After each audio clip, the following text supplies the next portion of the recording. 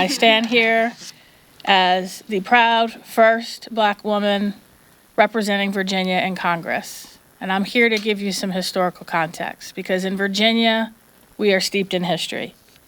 We are the birthplace of American democracy, where the first representative government in the Western Hemisphere met in Jamestown in 1619. And the only people allowed to vote were white, land-owning men. Where a month later, the first recorded Africans arrived on our shores, including women who were traded as property. Where a few months later, they realized that if the colony was going to be permanent, they needed wives who were recruited but given no rights. They could not vote. They could not own property. And what property they came with became the property of their husbands. We are the birthplace of Thomas Jefferson, who at the Continental Congress, in a committee with John Adams, 249 years ago yesterday, Abigail Adams implored them, remember the ladies, and be kinder to them than your ancestors, meaning, give us some rights. They didn't listen. And Mr. Jefferson's declaration said that all men were created equal and endowed by their Creator with inalienable rights of life, liberty, and the pursuit of happiness. He didn't mean me. He did not mean me or any of the women standing behind me. We are the birthplace of James Madison, the architect of the Virginia Plan that created the Constitution, a government by, of, and for the people. I spent a lot of time pondering what that meant as a child. It means that government reflects the perspective and therefore meets the needs of the people who participate.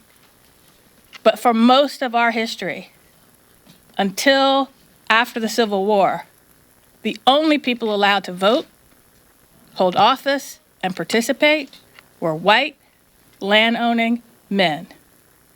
The struggle of our country has been, how do we make the ideal upon which we were founded true for everybody? It's been fits and starts. It's been a long, bloody process.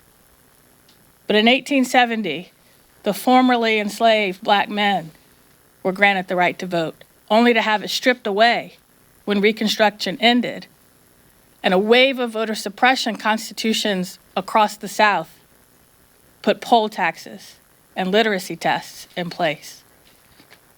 Women gained the right to vote in 1920, but those same poll taxes and literacy tests kept them from voting if they were Black until the Civil Rights Act, when we finally began to make progress. Along the way, in the midst of World War II, we said, if you are dying for your country, you should be able to vote for your commander-in-chief.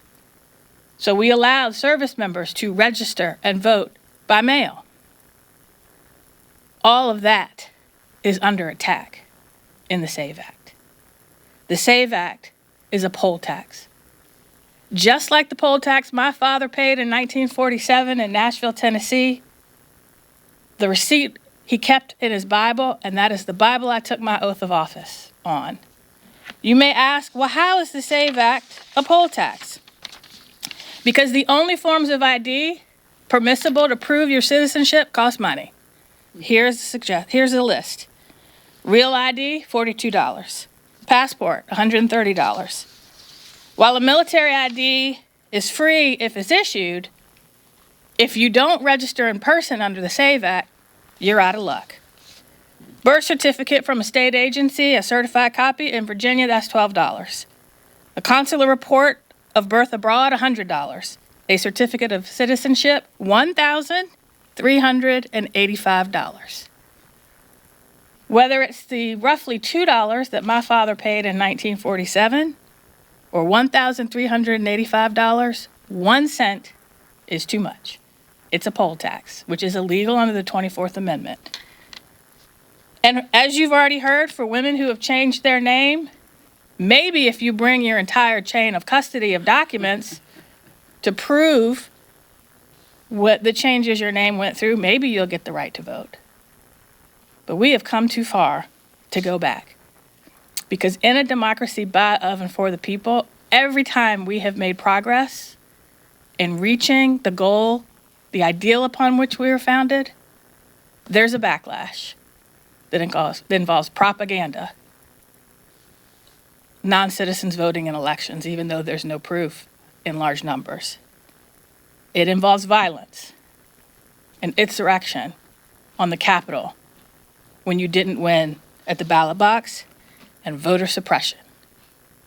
This is the mother of all voter suppression. This is the 2025 poll tax. This is Jim Crow 2.0 that tells women, that tells low-income people, that tells the disabled, that tells our veterans, that tells the homebound seniors, you cannot participate.